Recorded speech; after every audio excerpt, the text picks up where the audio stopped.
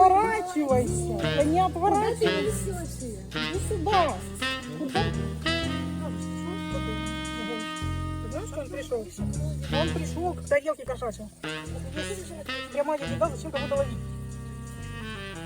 Песенка только до тарелки нет. Вот, не бережешь ты свою тарелку, а, с едой.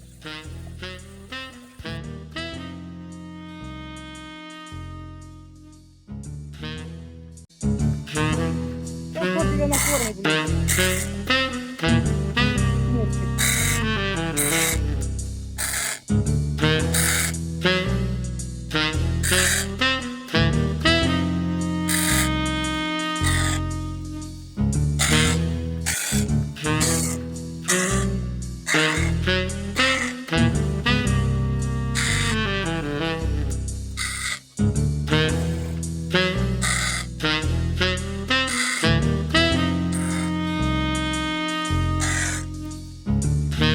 Сейчас кот тебя накормит.